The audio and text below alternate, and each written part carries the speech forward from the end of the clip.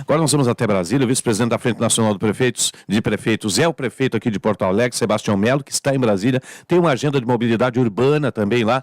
Prefeito, bom dia, obrigado por nos atender. Tudo bem, Osíris? Um abraço aí pra ti. Quem é que tá aí? O Sérgio? Quem mais? Sérgio Macalossi, time completo hoje. Bom dia, prefeito. E o Gringolândia e a nossa assistente aí. Gringolândia. Não, agora o pessoal tá rindo todo do outro lado do aquário lá, o nosso pessoal da produção, da edição, e Gringolândia é ótimo. Pois olha, eu cheguei ontem à noite, e aqui permaneço até o final da tarde, eu tenho aqui 3, 4 agendas, né? A primeira, agora eu estou aqui no apartamento do deputado Isnaldo Bulhões, que é o líder do MDB, e nós estamos indo lá para o Ministério da Fazenda para continuar aquela discussão que vem de longe, que é ver a possibilidade do governo federal aportar o recurso para 65+, que aconteceu parcialmente no ano passado, e havia um compromisso desse recurso continuar este ano, o ano que vem, e no final de 2024 tu ter um marco regulatório que dividisse responsabilidade entre os entes. Olha, o que é a União dos Estados e Municípios. Então esse assunto é um assunto muito caro, porque hoje Porto Alegre está aí botando mais de 100 milhões no transporte público para não subir a passagem, e se eu mantivesse esse valor que eu boto hoje, viesse o recurso federal, ela poderia até ser um pouquinho menor ainda, não? Então, a segunda agenda, eu vou conversar com o nosso senador Mourão.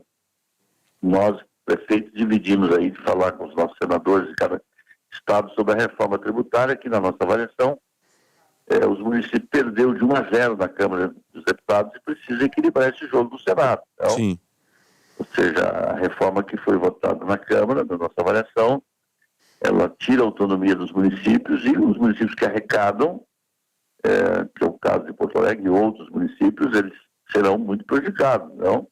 Porque os municípios pequenos já vivem praticamente repasses, e esses então aumentam ou não os seus repasses, mas aí não tem uma política de arrecadação, é diferente, né? E depois eu vou palestrar no LIDE, que é uma palestra sobre empreendedorismo, e depois eu vou lá no Ministério da Aeronáutica, lá tratar sobre a questão de alturas do quarto distrito, que é uma reivindicação de prédios daquela região que querem aumentar a altura para poder ter mais empreendedores. Então, em volta à noite, estou de novo. Essa questão da altura é muito delicada, porque ele tem a final da pista do Salgado Filho, né? Sempre a Infraero, a Aeronáutica, acabaram impondo muitas restrições, né? O que nós estamos querendo é definir um gabarito que fosse mais global, porque agora cada edifício que tu vai fazer tem que mandar para lá. Tu manda para lá, é um rosário, fica 2 anos, então é uma insegurança jurídica terrível, porque a gente fez uma mudança urbanística para poder ocupar o espaço do quarto distrito com moradia e também com negócios, né? Então a gente está tentando dizer, bom, tá bem, a altura é essa, então a altura é essa. Bom, nesta quadra é essa, nesta é outra, mas tem uma decisão mais global, porque tu avaliar cada construção, você tem que mandar, você espanta o empreendedor, entendeu? Não, espanta o empreendedor. O empreendedor é pragmático, não? Sim. Prefeito, deixa eu juntar um pouco esses temas todos aí com um dado que é preocupante, e eu acho que nós não lhe ouvimos ainda depois que saiu esse dado, que é o censo demográfico. Pelo censo, Porto Alegre perdeu 76 mil habitantes, né, tendo uma redução no número da população. Não é o objetivo aqui analisar as causas, mas sim olhar para o futuro. E nós temos um volume de empreendimentos imobiliários, aí o senhor está citando esses casos de autorização, demora nos processos e tudo mais. E tem a questão da reforma tributária também no que diz respeito ao FPM, como a gente conhece hoje, como vai ficar com a reforma tributária, que é o repasse para os municípios. Que estudo a Prefeitura já tem? Qual é o impacto disso tudo, tanto no FPM quanto na expansão da cidade, tendo menos população, com base nos números do censo, evidentemente? Sim. Sérgio, eu respeito estatística, mas você sabe o quanto eu vivo a cidade, né? Eu não percebo essa perda de população, sabe? O que pode ter acontecido é que muitas pessoas podem não ter respondido o censo, mas, bom, eu não tenho como contrapor isso materialmente, mas a minha sensação, como prefeito da cidade, é que nós não perdemos essa quantidade de pessoas, mas o censo está aí. Bom, a primeira questão, nós estamos lá na parcerização do DEMAIT, que devolveu o projeto lá para o BNDES, porque teve que fazer um recalque, não voltou ainda, sobre a questão da quantidade de pessoas, porque então isso muda políticas públicas. Agora, o que eu posso dizer em relação à tributação, nós diminuímos 39 impostos, né, nesses 2 anos e 8 meses de governo, e a nossa arrecadação aumentou, né? Então isso é um dado que, para a reforma tributária, deveria servir como um case, porque uma reforma tributária, ela não pode buscar imposto para sustentar uma máquina falida, né? Aliás, uma verdadeira reforma tributária, ela deveria primeiro balizar o tamanho do poder público, né? E depois dizer o seguinte, bom, o que compete à União, o que compete aos estados e aos municípios? Bom, eu tenho que então dividir o recurso de acordo com as suas competências. No Brasil não tem sido assim, né? Os municípios levou muitos anos para ter uma autonomia, que agora querem tirar, porque na medida em que eu tiro o recurso do município, eu tiro a autonomia, crio um ente federado que vai distribuir o recurso. E eu também mandei para os municípios dezenas de políticas públicas que não eram dos municípios, mas não veio correspondente a essas políticas públicas o dinheiro. Então tem uma coisa muito esquizofrênica no processo federativo brasileiro, né? E é disso que nós estamos falando, quer dizer, você transfere responsabilidade, você não transfere recursos, você diz, olha, o piso do enfermeiro agora é tanto, o piso do professor é tanto, mas nunca o dinheiro vem junto. Vem o encargo, vem a responsabilidade, entendeu? Então, esse é o que está posto para nós. Então, reforma, sim, eu acho que não dá para ser contra a reforma, esse manicômio judiciário.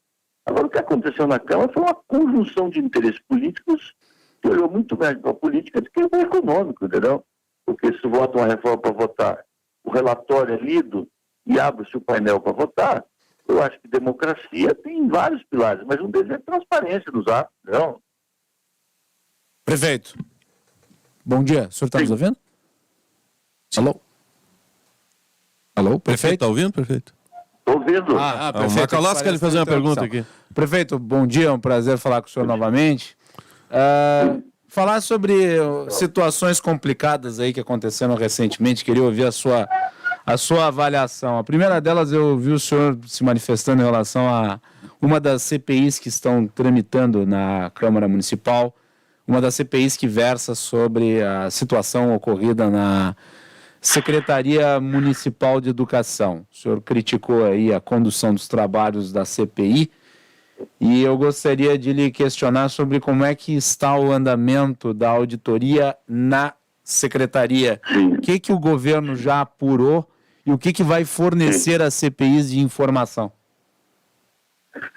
Bom, primeiro, a CPI é um instrumento legislativo e eu respeito muito isso e não vou comentar sobre isso. A CPI corre lá, tem sua vida própria. O primeiro é investigar esse processo. O primeiro é preciso dizer o seguinte, eu já disse na Bandeirantes, como disse outros meios de comunicação, de que a questão da logística, tivemos falhas lá. E eu sou um gestor que eu tenho grandeza. Quando a gente só não falha quem não trabalha, não, quem não produz, a coisa mais fácil é tu não fazer nada e ficar dando explicação. Então, teve o erro da logística, né?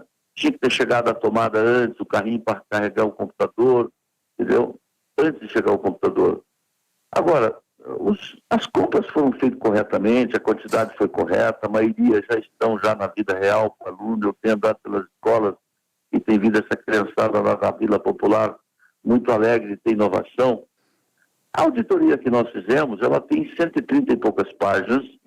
Eu li a auditoria e despachei para... Então, foi feito pelo setor, né, de auditoria da prefeitura, né, o setor de transparência. Então, vem uma série de anotações e eu dei até 30 dias para que a educação diga.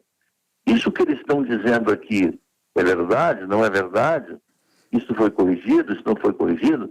Eu acho que nos próximos 20 dias eu estarei divulgando essa auditoria, né, da maneira que ela for respondida. Ela será colocada no site da prefeitura, né? Não vou dar privilégio para ninguém, e ela é o primeiro instrumento. Então, a primeira investigação sobre isso é da prefeitura. Bom, aí tem Ministério Público, aí tem Tribunal de Contas, aí tem Câmara de Vereadores. Acho que todas as investigações são bem-vindas, porque eu não tenho nenhum problema, sabe? Eu sou um prefeito que tem vida limpa, tranquila, Se tem erro, vamos corrigir. Em mim não vai chegar nada, porque a minha vida sempre foi correta. São insinuações. Acho na política, pior do que acusação é insinuação, sabe? Eu acho que a insinuação é uma coisa feia na política. Eu já fui oposição, já fui governo, sou governo. Né? Eu gosto da boa política. E a boa política requer excelência. A boa política é aquela que você faz com altivez, é aquela que você faz com diálogo, com transparência. Então, estamos tranquilos. Vamos tocando. Tá? Sim, agora, o senhor presidiu aquela casa em 2 oportunidades. Conhece aquela casa, né? E se constituiu pela primeira vez 2 CPIs para o mesmo tema, né? Isso não acaba atrapalhando a gestão municipal também? Osíris, eu volto a dizer, isso é uma coisa da casa, ela tem que resolver. Eu não posso opinar sobre isso. Eu acho que um dos fatores para uma boa relação entre o executivo e o executivo é a harmonia e a autonomia, o respeito entre os poderes. Então, eu não comento temas da Câmara de Vereadores. Então, Mas a oposição critica o governo, diz que uma das CPIs, a CPI que seria dominada pelo governo, ela foi criada exatamente como estratégia do governo para que não se investigasse nada na Câmara. Mas eu volto a dizer, eu não quero entrar em debate de CPI. Eu acho que a CPI tem que resolver se vai ter 2, se vai ter 3, se vai ter 4, entendeu? Se vai ter relatores nomeados, vai ter relatores votados. Isso é uma decisão da Câmara, não.